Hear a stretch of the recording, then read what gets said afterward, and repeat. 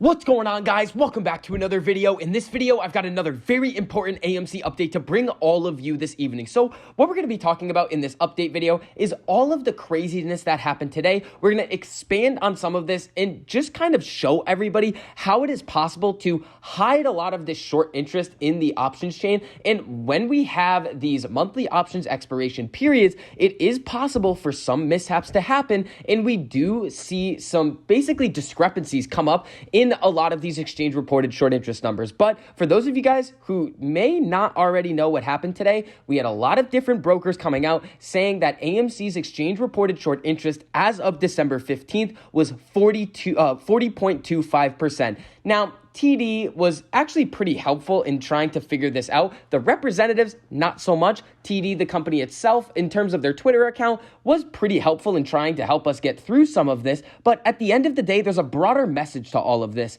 The short interest could be 40, it could be 100%, it could be 1,000%. It doesn't necessarily matter. What we're looking at here is that we need better reporting instructions. When I was thinking about this on the stream today, I was thinking, well, there's an easy way that we could easily see this happen. All we need to do is find and figure out and implement a tracking system that shows when basically a share is lent out and when it is sold short, and we should be able to see the actual short interest be represented on a chart like we are seeing right here throughout each and every day. So before we get into all of that information, if you enjoy the information and analysis that I provide for you in this video, make sure you go down and hit that like button. It costs you nothing to do it, but it really helps us out a whole lot in getting this information out to as many people who want to learn. And if you guys want to see more videos like this, make sure you hit that subscribe button and turn on that notification bell so you're notified every time I post a new video. So AMC did have a green day today, up about 0.83% on the day, 23 cents, closed the day at $27.95, down slightly in the after hours, about 0.5%.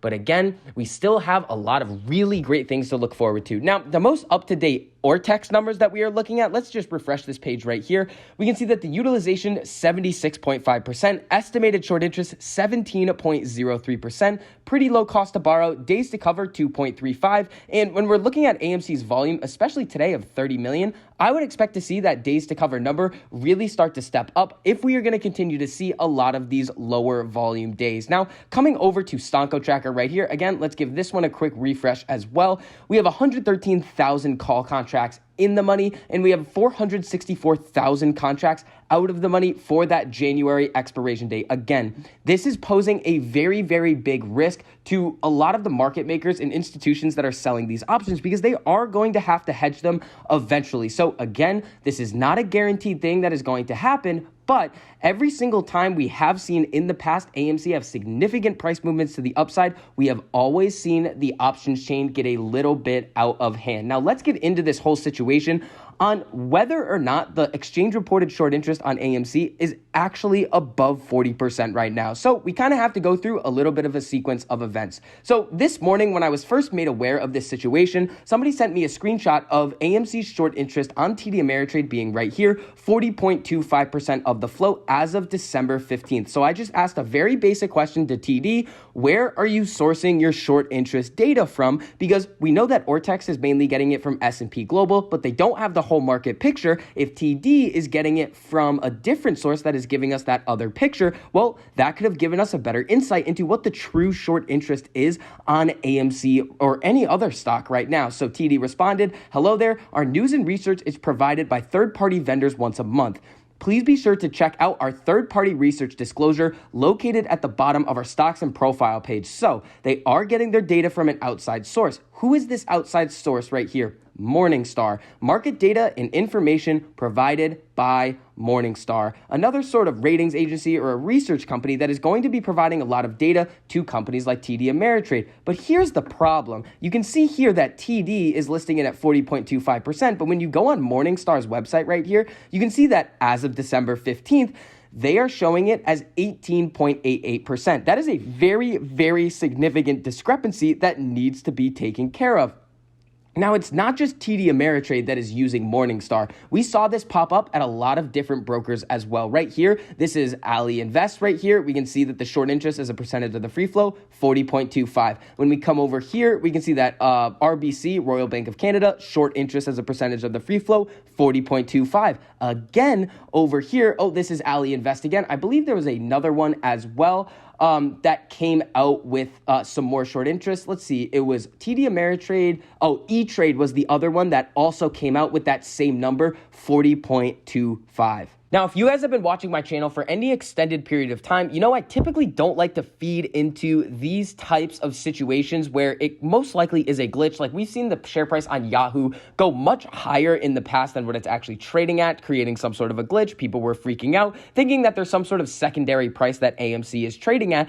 And then we have this situation today and many others that have happened in the past. But the fact that these situations keep happening, especially on stocks like AMC and GME, it is some cause for concern. How are we going to really know that the data that we are looking at is accurate? We are called dumb money sometimes, but it really is not our fault. We don't have the accurate data, and that is what we need. But when we look at this situation right here on what happened, if we're thinking about in terms of like a scale of validity or probability that one of these glitches could actually be accurate, this one makes the most sense in my mind, just due to the fact that Morningstar was listing it as 18.88%, and then TD and all of these other different brokerages that were supposed to be using Morningstar was listing it as 40.25, and the number was the same everywhere. The other thing that we need to think about is, yes, even though Morningstar is listing this as 18.88% over here, well, on Ortex over here, we're seeing the exchange reported short interest at 18.84. It's not that big of a difference, but how hard is it to get the accurate number for the exchange reported short interest? The exchange should know how many shares are sold short at any given time, but they don't.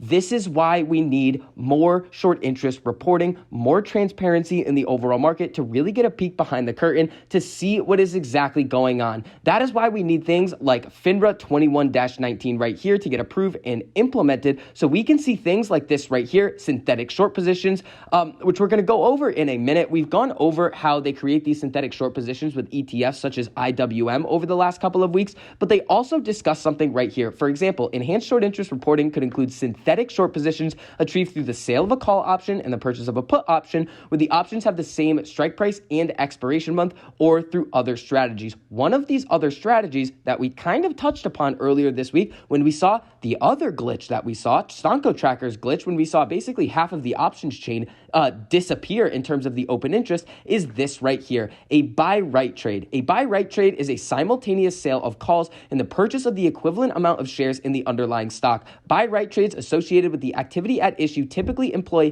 deep in the money calls. Then it talks about a married put, which a lot of people really kind of understand right now. Essentially what they do is they purchase these deep out of the money puts and they purchase the appropriate amount of underlying shares, again, to do one specific thing. They are trying to meet their broker's closeout requirements without actually doing so, hiding their short interest and short exposure. Trader A might enter a buy-right transaction that we just covered, consisting of selling deep in the money calls and buying shares of stock against the call sale. By doing so, Trader A appears to have purchased shares to meet the broker-dealer's closeout obligation for the failure to deliver that resulted from the reverse conversion. In practice, however, the circumstances suggest that Trader A has no intention of delivering the shares and is instead reestablishing or extending a fail position. So what we need to see here is a lot of deep in the money calls being sold. We've seen that a lot happening on AMC, and we know with the January expiration date coming up, which a lot of these deep in the money calls are concentrated on. That is the expiration date in the option chain that a lot of these deep in the money calls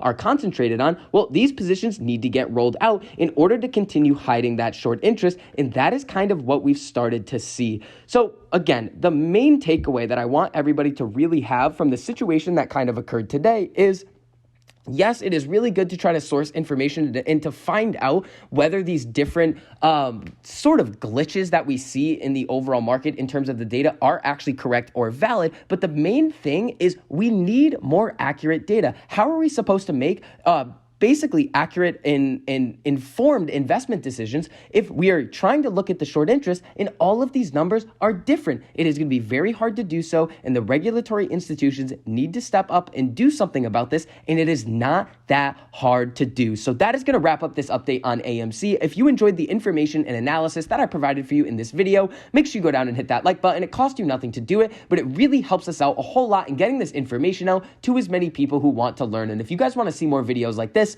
make sure you hit that subscribe button and turn on that notification bell so you're notified every time I post a new video. So I hope you guys are having a great evening, and I'll see you guys in the next video.